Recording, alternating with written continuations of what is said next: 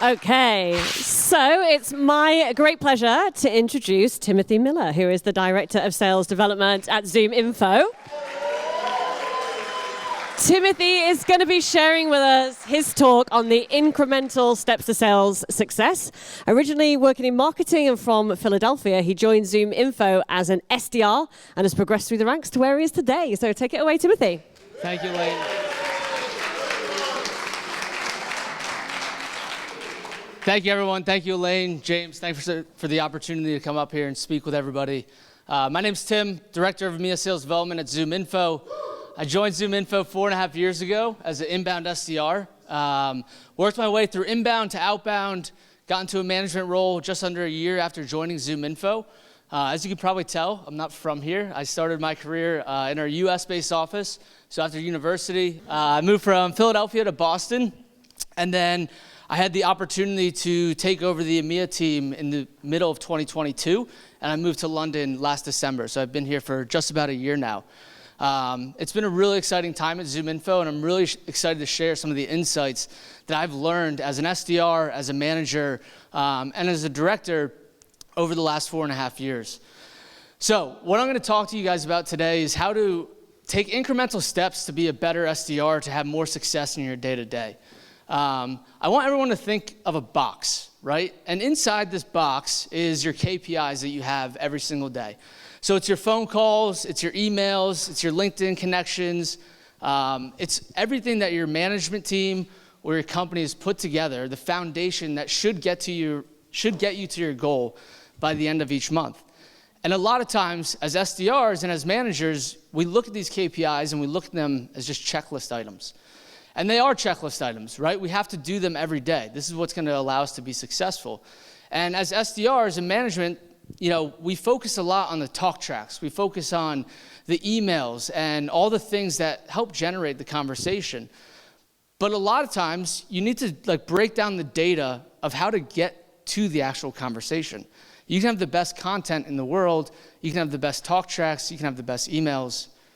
But if no one's opening the emails, if no one's picking up the phone, you can't use them. You can't get the objections. You can't book the meetings. So I'm going to talk to you guys specifically about phone calls today and how we can make or be more effective in the phone calls that we're making, and specifically the time. So when I talked about that box, right, that box is the KPIs you need to check off every day, but you really need to push yourself to think outside of it, and not just from the content perspective, not just from the messaging perspective, but let's use time as an element. So there's really better or more effective times to make those phone calls within your day-to-day that you might not be thinking about at this point. So let's look at an hour, for example, right? All hours have 60 minutes, but the best time to make a phone call in any hour is between the 25-minute mark and the 30-minute mark, and the 55-minute mark and the 60-minute mark. You're probably sitting there saying, well, why is that? Think about the meetings that you have internally, right? They're 30 minutes, they're an hour. Some companies have even went as far as adjusting their entire internal meeting scheduling system to 25 and 50-minute meetings. So if you're focused on those 2 5-minute increments in every single hour, you're naturally going to get more conversations in your day-to-day, just simply because you're catching people as they're leaving meetings and before they enter their next meeting. So that's the first takeaway, right? Focus on those 2 5-minute increments of every single hour, and you will start to get more conversations in your day-to-day. I got a question for you guys. This is along the lines of the second piece that I'm going to talk about here. How many of you take lunch between 12 and 1:30 p.m.? Raise your hand. So this is one of the best times to get people on the phone. You need to be thinking about your decision makers' calendars, right? They probably have some type of block within that hour. And this isn't me saying don't take lunch, but think about the activity that you're putting in within that 12 to 1:30 hour, or that time frame.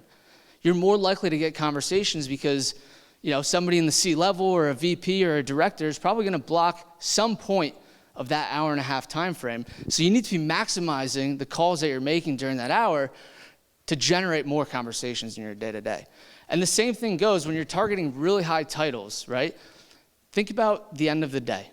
Go look at your CEO's calendar, your CTO, your CRO, your CSO, anybody in the C-level, any VP plus individual. Look at the calendars internally. They're jammed packed, likely from 8 a.m. to 5:30. 5:30, their day starts to wind down. I'm sure a lot of your leaders within your companies are even working after that. But when I was in SDR, if I'm targeting the C-level, I'm making those calls between 5:30 and 6 because I'm likely going to have a higher connection rate as they wind down their day, and they're actually going to have time to have a conversation with me as opposed to me catching them at 9 a.m. in the morning when their day's just starting and things are pretty hectic.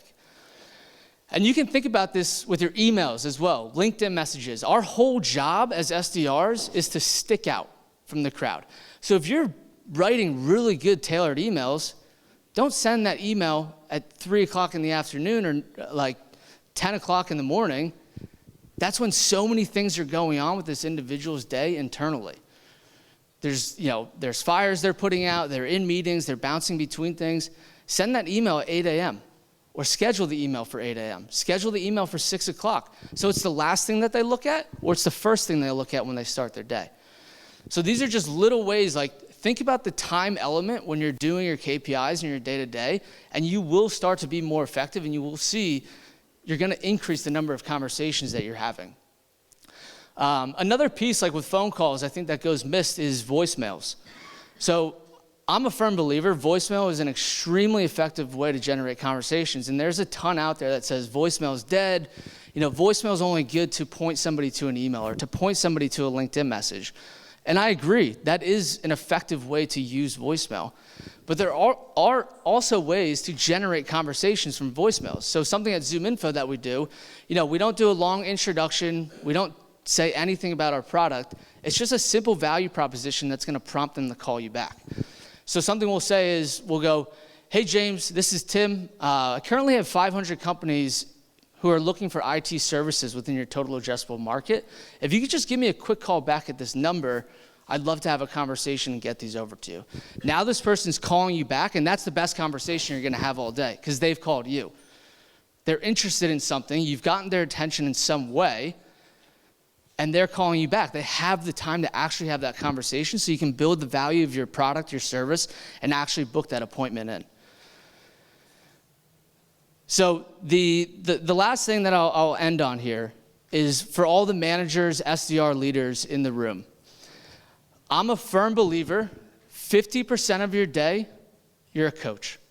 The other 50% of your day, you're a data analysis. If you're not providing this data to your team, you're hurting them because you're not making them as effective as they possibly can be.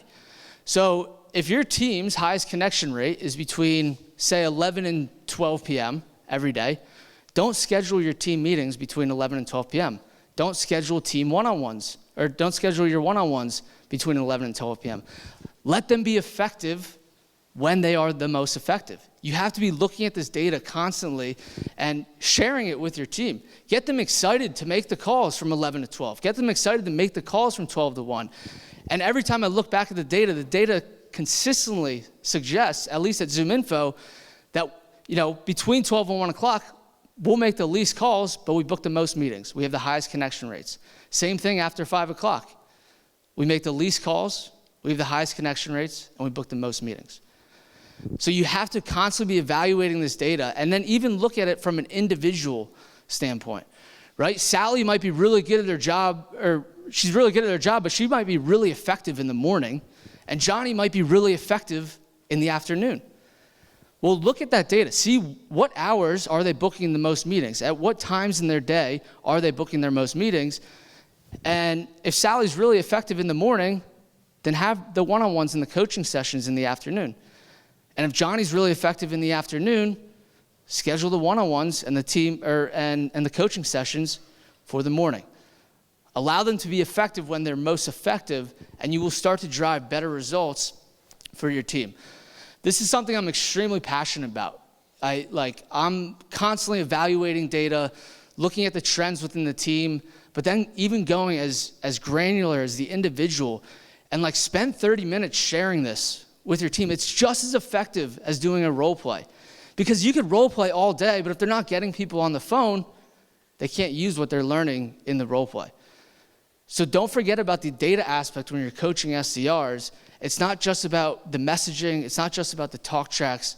A lot of it is about timing and getting people's attention, and that's the game we play. I hope everyone enjoyed this. I hope everyone took something away from this. This is definitely something you can go out and implement tomorrow in your day-to-day. Go ask your manager to pull the data. It doesn't have to be from an hourly perspective either. It can be a weekly perspective, a day perspective, right? Like some teams are going to be more effective at the end of the month. Some teams are going to be really effective at the beginning of the month. Look at those week trends. Look at the day trends. Then go down to the hour. Get super granular and allow your team to be effective when they're most effective.